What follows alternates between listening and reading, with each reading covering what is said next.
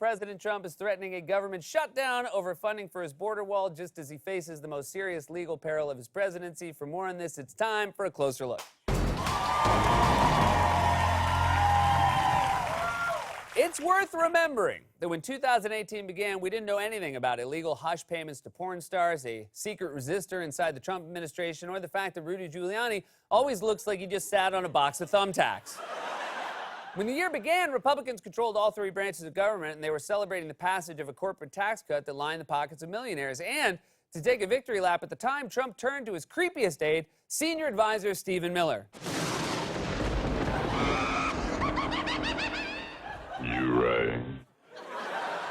And Miller decided to go on TV and make the president look good, A, by comparison, and B, by calling him a genius. On the campaign, I had the chance to travel all across the country with the president, and I saw a man who was a political genius. The reality is the president is a political genius. Of all these so-called political geniuses in Washington, whether it be at the big lobbying firms or the only many person of the who's called himself a genius Congress, in the last week is the president. But which happens to be a true statement. Ugh. Stephen Miller is the only person on earth who'd be less creepy if he wore a hockey mask. But hey, maybe some of Trump's supporters still thought he was a genius, and yet in the almost 12 months since that comment, Trump has rambled at length about how people in Finland rake the floors of the forest, left an umbrella outside when he couldn't figure out how to close it, got on Air Force One with toilet paper stuck to his shoe, and said this about a hurricane.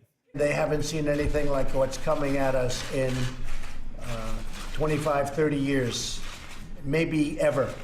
It's tremendously big and tremendously wet. Tremendously big and tremendously wet sounds like something Stephen Miller would say about Donald Trump. As we've learned this year, the president is just a weird man. He's like a space alien with a head injury who just took his first bong rip. It is a pleasure to meet you, fellow human. I am enjoying the traditional Earth greeting of shaking hands for exactly 1 full minute. And now let us all display our patriotism by engaging in the customary hugging of the flag. I am normal.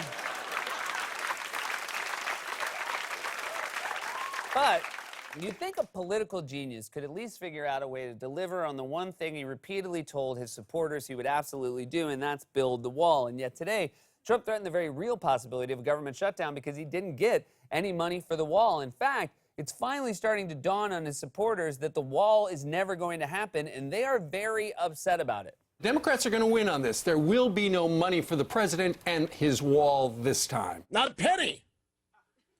Forget wall. Think border security. I think that not funding the wall is going to go down as one of the worst things to have happened to this administration. Forget Mueller. The wall has to be built. And this was a scandal that it hasn't been built. Well, it's very sad. We needed the wall. That's a real fight, and I don't know that he minds dragging it out for a while. Okay. Is it something he just needs? A series of 2-week agreements. Is it something he just needs to give up on, though? Wow, man, they're talking about the wall like they just lost a pet. Trump's going to have a special chat with the Fox and Friends. Mr. Trump, where'd the wall go? It went to a farm upstate to live with all the other walls. Because he knows he's never going to get any money for his wall. Trump has been lying and claiming he's already building it just by putting up some fencing with existing money. But now supporters are starting to figure out that's also a lie. Here's Trump lying about the wall, followed by a very confused Laura Ingraham trying to figure out what he means. A lot of wall has been built. We don't talk about that, but we might as well start because it's being built right now, big sections of wall, and we will continue that. I must have missed the wall being built. What wall? Where's it being built, Tom? Well, I think what he means, they're upgrading certain parts of the wall. That's not a wall. Stop saying it's a wall. There's no wall. If you want a wall, say, we don't have the wall, and I know it's bad because he made the promise, but they're not building the wall. Wow, she went through all 5 stages of grief in 5 seconds. It's like watching someone realize they're in the Matrix in real time. This isn't real! None of this is real! So today, Trump, the political genius, said at the last minute he would not sign a deal to keep the government open, and in response, outgoing House Speaker Paul Ryan scrambled to find a way to get him money for his wall, which is a fitting end to Paul Ryan's career. Ryan has spent all year loyally serving Trump and ignoring his many abuses of power, even openly admitting He doesn't pay attention to Trump's scandals. Mark Sanford yesterday said that, speaking on the Stormy Daniels story, that he said the allegations of hush money are a big deal. I guess, first question is, do you agree with that characterization? I haven't put a second's of thought into this. It's just not on my radar screen. This must bother you, Access Hollywood, Stormy Daniels, Karen McDougal. At a certain point, it must be embarrassing.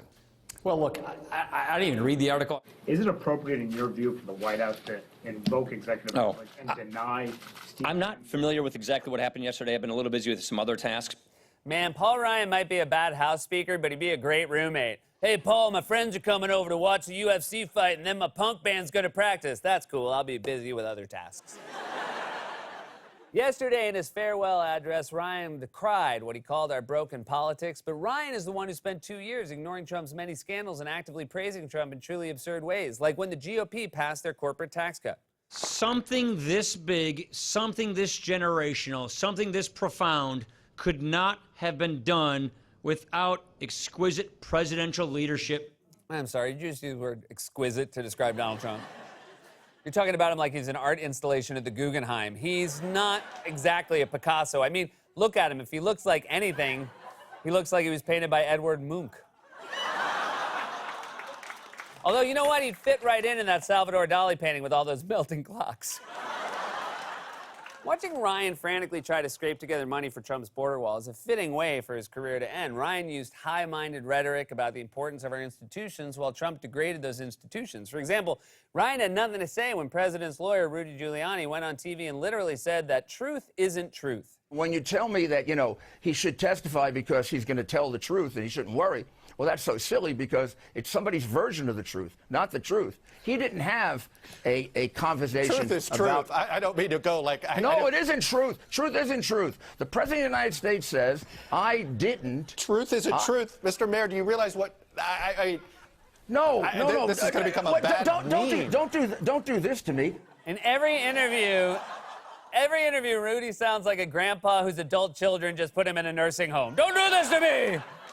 I can live on my own. Just give me a stair lift. Also, can we go back to this part real quick? No. This is going to become a bad meme. Shut up. Why are you talking to this guy about memes? He doesn't know what a meme is. Rudy probably thinks a meme is one of those guys who pretends to be trapped behind an invisible wall. Well, truth is truth, and now the truth is starting to catch up to Rudy and Trump. Like when we learned recently that Trump and his former lawyer, Michael Cohen, had lied about plans to build a Trump Tower in Moscow during the 2016 campaign. After insisting that he never had any business deals in Russia, Trump went back on all that and admitted he did try to build a Trump Tower in Moscow, but insisted it wasn't that big a deal. It was during the early part of 16, and I guess even before that. It lasted a short period of time. I didn't do the project. I decided not to do the project, so I didn't do it. So we're not talking about doing a project. We're talking about not doing a project. I decided ultimately not to do it. There would have been nothing wrong if I did do it. If I did do it, there would have been nothing wrong. That was a project that we didn't do. I didn't do. It was just reported very well by Catherine Herridge, who's a terrific reporter on Fox. She talks about a letter that he signed. I don't even remember it. And it specifically talks about this deal. Trump only knows 3 words, and then when he runs out, he starts drawing invisible squares with his hand. I guess you could call him a French meme.